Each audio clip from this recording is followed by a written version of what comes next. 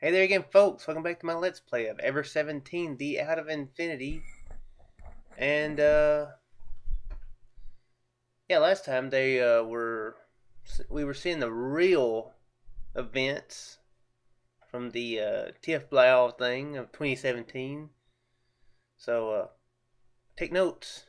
It's only 3 years away now. About 3.5. Yeah. So, just in case, So, in the end, they found nothing. No way out, no means to communicate with above, and no survivors. After searching around, Takshi, Kurabaki, and... Wait, I said it wrong. Kabaraki. And Tsugumi all headed back to the examination room. You, 状況は? Whenever I've ended on a screen that doesn't have any music, I'm always paranoid that I've messed it up somehow.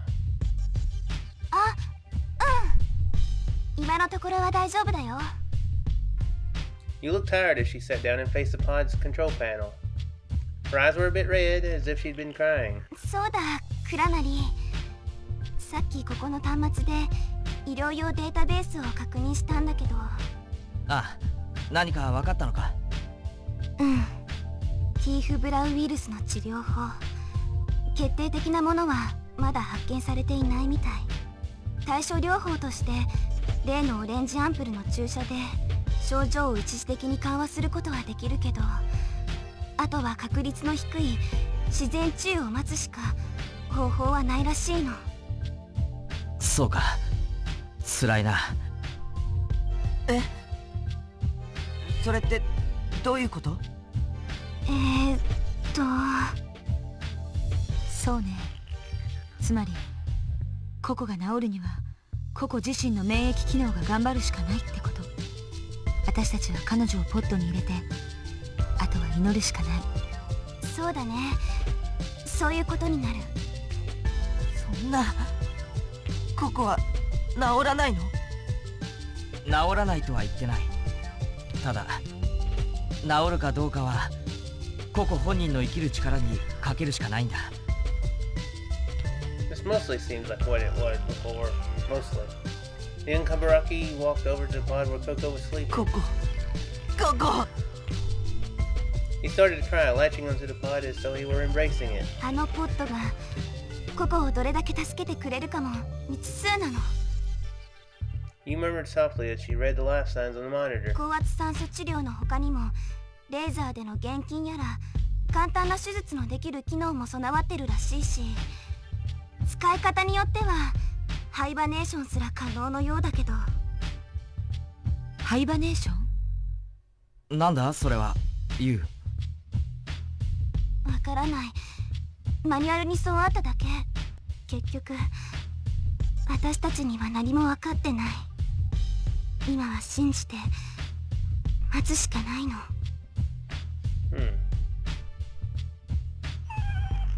That's an interesting bit of fact. Did they mention that last time about the cryogenics suspension stuff? Right then,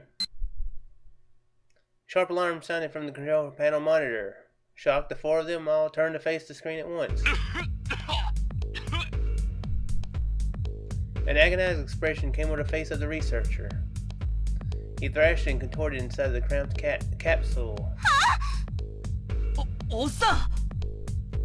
The researcher coughed violently and clawed at his throat. His hand in the area around his mouth were stained red.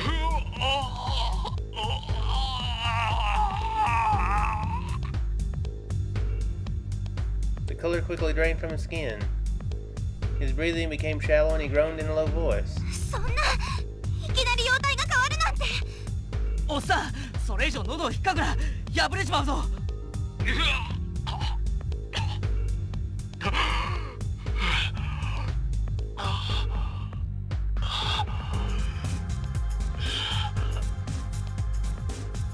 He slowly lowered the hands which had been thrashing at his throat. おっさん、大丈夫か？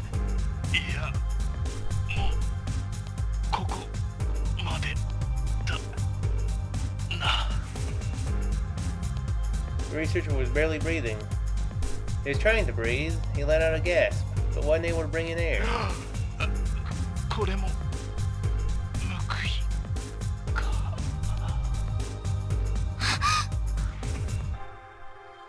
You pored over the manual and desperately searched the control panel.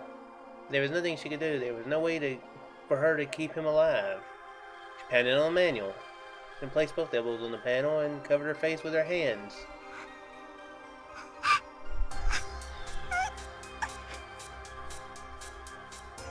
She burst into tears. Skimming Kaburaki gazed at the monitor with strained expressions.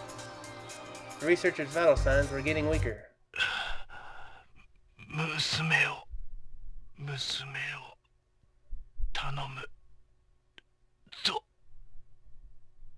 He looked as though he were smiling, and finally he stopped breathing. The life readings from the capsule pod went blank, and an electronic alarm sounded what seemed like forever.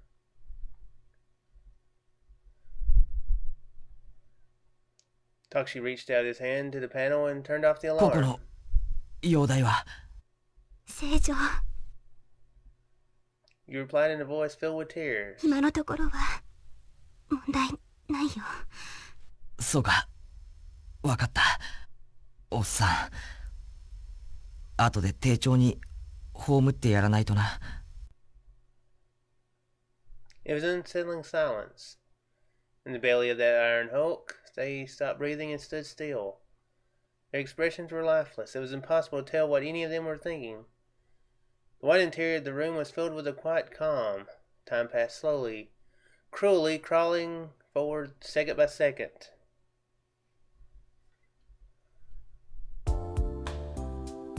Takeshi and you leaned against the wall of the corridor. 彼には逃げられない事情があったのよ。生き延びるだけの事情も。You finally spoke. Her small voice bounced off the cold iron walls of the partitioning. That statement sounds familiar to what she just said. 事情？実は彼が亡くなる前、みんなが探索に出てる間に少しだけ話ができたの。研究員さんは苦しそうだったし、私はちょっと気がとがめたんだけど、彼話してる方が気分が楽だからって。だから。そうだったのか。で、どんな話を？あの研究員さんは EBF に来る前はレミューのシステム開発に関わっていたらしいの。レミューの管理プログラムを作った開発スタッフのうちの一人だったってそう言ってた。ってことはつまりヒンメル、レミ、そしてソラ。彼の手になるものはレミューにあった。Okay, so that. プログラマーにとってはレミューのシステムは自分の子供のようなものなのよ。だとすると自分の子供のことを案じて？きっとそうね。レミューの子供たちのことを思って彼は生き延びたのかもしれない。 She closed her eyes and let out a small sigh. And as if shrugging off the heaviness of the moment, she bolted away from the wall and said, そうだ。研究員さんから聞いて確認できたことがあるの。何のことだ？空の居場所。空は私たちの知っている空はインゼルヌルにいるわけじゃないの。え？浮島にレミの中音演算処理装置マスタースパコンがあるのは確かだけど、レミューで起きた出来事の全てはレミュー内の記憶装置に格納されることになってるみたい。なんだって？ライプリース製薬は茜ヶ崎空のシステムプログラムのオリジナルを保有してる。だからこのレミューにいる空を失っても痛くも痒くもない。極端な話をすれば空システム自体はいくつも複製を作ることができるってこと。ここにいる空もその複製のうちの一つなのかもしれない。だけど考えてみて。空は空でしょ。私たちの知っている空はたった一人だけでしょ。じゃあ空と別の空を区別するものは何？それは記憶だよ。私たちとここにいる空が共有しているものはたった一つ、記憶だけなんだよ。Takushi tapped repeatedly on the area between his eyebrows and opened his mouth. そうか。 Did they tell about that last time? I can't remember. About Sora being, about the guy being Sora's programmer. Can't remember. I remember the line about him saying "take care of my daughter," but I couldn't remember that. But I don't remember that, so I can't remember if it happened or not. And I know they found out in the kids' path about Sora's real location, but I can't remember if you and Takushi had this conversation before. If they had, it wouldn't have been. If they did have the conversation before, it wouldn't have been as big a deal, I don't guess, because it didn't seem shady. They were like, "Good, Sora will still be alive," you know. Otherwise, you know. And then the kids, they were like, "Sora's not really here." Then she's been lying to us. It's the way they ran with it that time. 空の記憶がレミューの中だけにあるとするなら、俺たちの知っている空はヒンメルに。You nodded. She touched Takushi's shoulder lightly and, tracing her finger across his chest, went back into the examination room. Left by himself, Takushi started wandering aimlessly off down the corridor. He turned right at a corner, then left, tracing the wall with his hand. He kept walking, and he ended up in front of IBF's large pool. There was already somebody there. Tsugumi was looking at the gentle ripples in the pool, as if she had drawn him there. Takushi went to stand by Tsugumi. あれ？ Takushi stopped suddenly, turned around and stared at the spot on the wall. たけし、どうしたの？ Tsugumi noticed Takushi. Following Takushi's gaze, she turned her eyes and stared at the strange spot on the wall. There's nothing there. Wait. No, that's not true. Both of their lines of sight were pointed at me. Takushi and Tsugumi were looking at me right then. いや、なんかちょっとどこからか誰かに見られてるような気がしてさ。Takushi turned back and said this to Tsugumi. Tsugumi tilted her head quizzically. And with her head turned to the side, she narrowed her eyes and searched Takushi's face. たけし、あなた、鼻血が。ん？鼻血が出てる。え？ Takushi hurriedly put his hand to his nose. His upper lip was wet with something. ちょっと、大丈夫Tsugumi looked worriedly at Takushi's face. 大丈夫、大丈夫。 Looking up and wiping under his nose, Takushi エッ replied, チなことを考えてたわけじゃないぞ。断じてだ、絶対だ。別に私、そんなこと気にしてない。Yeah, they've already kind of established that they kind of passed that point right there. ならいいんだけどさ。 Blood wouldn't stop flowing. なんか格好悪いな。格好なんかどうでもいいじゃない。ちっともよくねえよ、つぐみの前でそんなみっともの。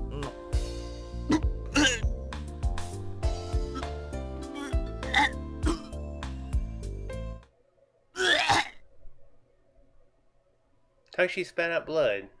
Copious amounts of fresh blood poured from his nose and mouth. And simultaneously, his knees buckled. あれ、どうしたんだろう、俺。 Takushi looked at his blood-covered hands and blinked. His legs swayed unsteadily, and the color quickly drained from his face. なんだよ、これ。血が。たけし、たけし、しっかりして。いや、大丈夫だって、つぐみ。心配するな。全然大丈夫じゃない。血まみれじゃないのよ、たけし。診療室に行きましょう。すぐ見てもらった方がいいわ。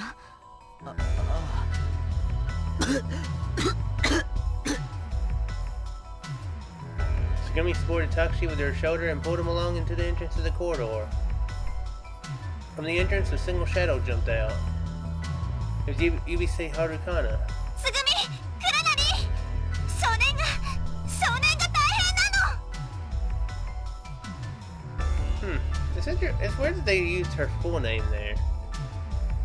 After that, using the LMRI, they found out that Takshi, you, and the young Kaburaki were all infected with the TF-Blau virus. Using the orange serum, the three of them were given shots. After that, their symptoms improved a bit, but the severity of the situation has still not changed. ここはどうする？ Takshi asked this as he pressed down on the disinfectant stained gauze. まだ高圧酸素療法の最中よ。ポットを開けることはできないわ。治療は今のところ順調。あそこに入っている限り症状の急激な悪化はないと思うけど、酸素療法が終了次第個々にもアンプルを与えましょう。ああ、そうだな。Takshi's face was still pale. It was hard to believe that it had ever been the color of a living person. His pupils were cloudy, his eyelids swollen, and sweat flowed freely down his face. I'm sorry. I had a weird vision of the pilot guy from Airplane. Wiping away sweat, Takshi wandered around the room. アンプル一つで何時間体調が持つかわからないが。どうだ、ユウ。効き目が切れるより先になんとかなりそうか。You was sitting at the computer terminal, silently typing on the keyboard. ユウ、様子はどうなってるのか教えてくれよ。話しかけないでよ。気が散る。へいへい。まあ、とにかくやってみるから。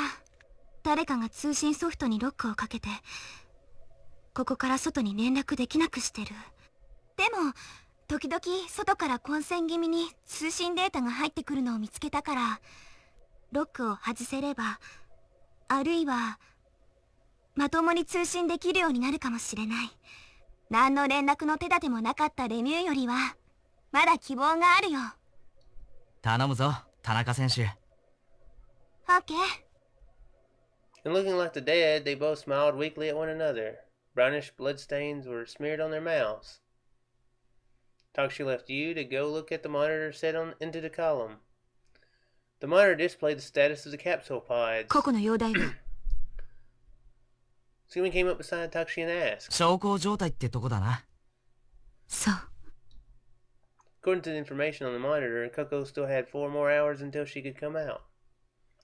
The pod was filled with high-pressure oxygen, and until the time was over, Coco couldn't leave. ねえ、ところで、たけし。Sugumi whispered to Takshi softly. なんだ？私がオレンジアンプルを打たないこと、疑問に思わないの？ああ、そういえばそうだな。辛くないか？ええ、大丈夫。大丈夫よ。そっか、それならよかった。ねえ、変だと思わないの？私だけティーフ・ブラウンの症状が何も現れていないのよ。おかしくない？うん、いや、だってほら。Takshi smiled softly and continued. お前、自分で言ってたじゃないか。免疫機能並びに代謝効率は著しく向上し、テロメアは回復し続ける。Okay, that's right. They did go through that whole thing, didn't they? つまり、例のあれだろ？うん。She looked down slightly and puffed out her cheeks. She raised her eyes. Sugumi walked over to you and murmured. ユウ、私をスキャンにかけて。私を調べて。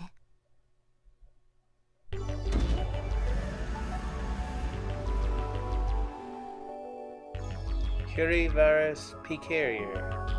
These words appeared on the LMRI display soundlessly. The screen showed that Sugumi was a Curie virus carrier. The TF-Blau virus was also in Sugumi's body as with the others. Her genetic makeup had been altered by Curie, and because of the peculiar functioning of her immune system, antibodies had been generated instantly, driving out TF-Blau. Curie, Sugumi had gone beyond the normal human capability. She had mentioned that she was special.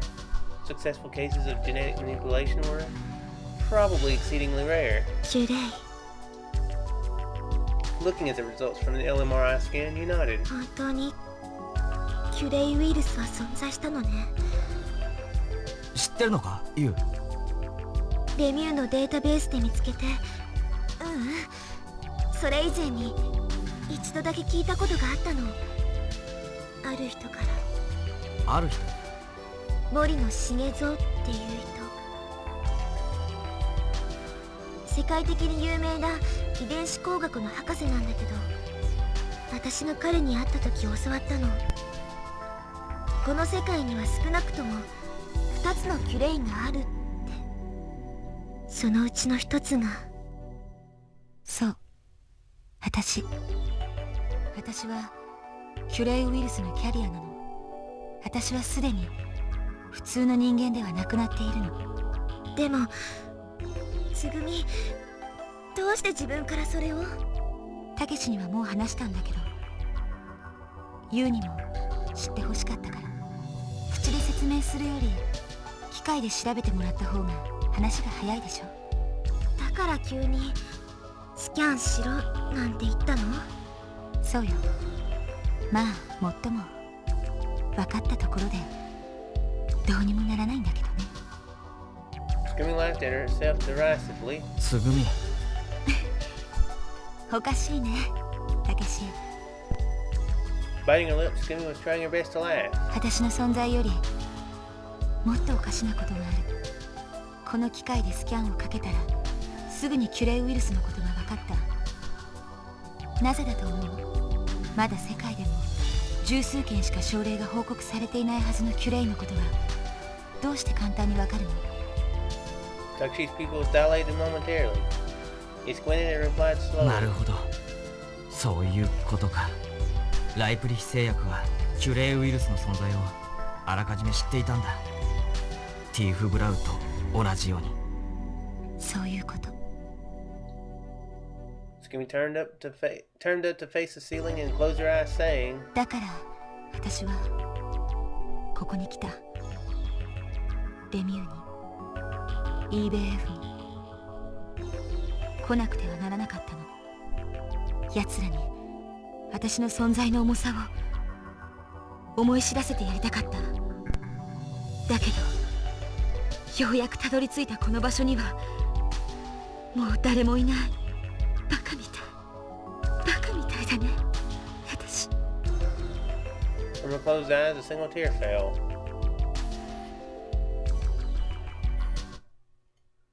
It suddenly became dark. From the darkness, I could hear only voices. ねえ、たけし。何もかも嫌になって死にたいって思ったことある？ない。I wondered to myself, where am I? Was I inside of someone? Couldn't see anything. All I could hear were voices coming from somewhere. Passionate voices. An agonizing scream. 俺たちは死なない。必ず生きて帰る。今こんなところでくたばるわけにはいかないんだ。この暗闇から抜け出してみせる。救い出してみせる。全員だ。ここにいる全員、みんなを守り抜いてみせる。絶対に一人たりとも俺は死なせはしない。 The voice cut out suddenly, and the darkness cleared like a fog. My vision returned gradually. The scene spread out gradually before me, but I had still lost my center. Other than a sense of impending disaster and the stagnant, heavy air around me, I could feel nothing else. Look, stare intently. Wouldn't even bother looking was the doubt that crept through my mind, but it faded quickly. All I could do was to watch the events in this world as they passed by. I watched. I was an existence that could only watch. All I was a perspective. 最後の手段を取るしかない。 Takshi said this suddenly. His eyes shone with a dull light. It seemed that the serum was losing its effect. Although Takshiyu and the young Kabaraki seemed to be maintaining their composure, their breathing was ragged. 俺はもちろん医者じゃないから詳しいことはわからないが、天然痘、ペニシリン、ヘビ抗毒素、頭のいいお前ならそこまで言えばわかるはずだろ。まさかそんな。そういうことだ。お前の体の中にティーフブラウウイルスの抗体ができてるんならそいつをもらう。その抗体をもらえば俺たちのティーフブラウも根絶できる可能性が出てくるからだ。無茶よ、馬鹿げてる。そんなに簡単じゃないのよ。抗生物質やワクチンを生成するのは浅はかにも程があるわ。うかつにそんなことをしてみんなが死んでしまったらどうするのよ。このままでもいずれみんな死んじまうんだよ。Skimmy's expression froze. Even the young Kaburaki raised their heads to look at そう Takushi. だ。何もしなくても死んじまう。だとすれば俺たちはわずかでも生き延びられる可能性にかけるしかない。Fresh blood flew from Takushi's mouth. A crimson mist danced in the air and floated away. またか。つくづくかっこ悪いな。Takushi hurriedly wiped his mouth. どうした？みっともなく口から血を流す俺を笑わないのか、つぐみ。なあ、笑ってくれよ、つぐみ。Takushi held out his blood-covered hand towards Sugumi. やめて、近寄らないで。嫌よ、私は。Shaking her head fiercely, Sugumi backed away. クラナリ、聞いてクラナリ、つぐみも。You opened her mouth to talk from where she was seated at the terminal. この診療室の奥に簡単なラボがあるの。遠心分離器のついたアンプル生成用のマシンも備えられている。あれなら素早く正確にティーフブラウ抗体を抽出できるかもしれない。ティーフブラウをスキャンで見つけられるんだから、きっと抗体もスキャンで見つけ出して抽出できるはずよ。She continued to talk in a low, calm voice. つぐみ、力を貸してくれ、頼む。来ないで、たけし。私に触らないで。Takushi had backed her up all the way to the bed. そうまでして生きるなんて。一度キュレイになれば戻れないの。どんな目に遭うか分かってるの？キュレイウイルスがみんなに伝染するとは限らないだろ。お前自身自分は特殊だと言ってただろ。頼む、お願いだ、かけさせてくれ。みんなが生きる可能性に。もう人でいられなくなるのよ。みんなにあんな辛い思いをさせたくはないの。ああ、分かってる。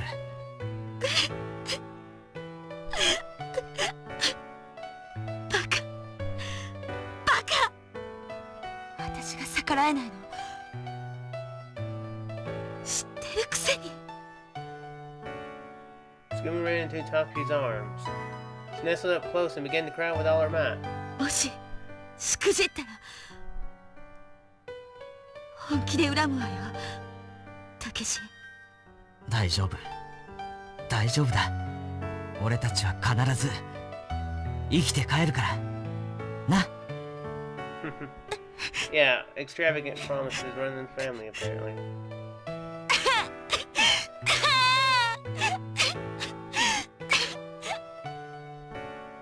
Sugumi was crying, her breathing uneven and shoulder shaking. Sugumi walked freely on Takushi's chest. Takushi embraced her thin body. Her muffled cries continued to echo throughout the cold room. After waiting for Sugumi to compose herself, they carried out the procedure. Drawing blood from Sugumi's arm, they extracted the antibodies and gave shots to Takushi, Yu, and the young Kaburaki. This would I guess I'm gonna go ahead and cut it here. I guess this would explain why Yu didn't die. Don't explain why Yu Jr. Is that what you call it? UBC Akikana is there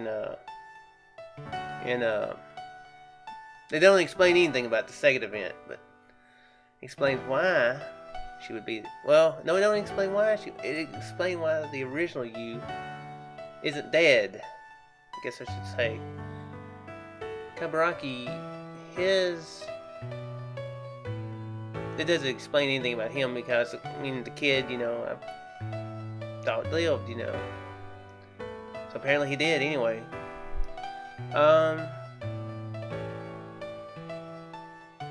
It doesn't. It would explain Takshi if he shows up later. Somehow. Still a lot I don't know yet. So I'm gonna go ahead and cut it here. I missed a couple days, so this will be the last time I mention it. I will say that if I miss a day, I'll probably make it up, cause I need to average an episode a day to get through these games. So yeah, expect a double feature after this, and expect a double feature tomorrow. From here on out, I won't mention that again until I start Ever17, and then, because people need, you know, if somebody starts watching this in the middle, they need to go back to the beginning, or they're gonna be confused. So it doesn't matter if I don't mention this again; they'll be confused anyway. So yeah. So expect another one very soon. Anyway, I hope you folks enjoyed. I felt like this was a very low commentary episode. I don't know. Didn't really think of much to say or add to it. So, I mean, I'm really into the story. I've enjoyed it. So, felt kind of strange. So, anyway, see you in the next one though. Farewell.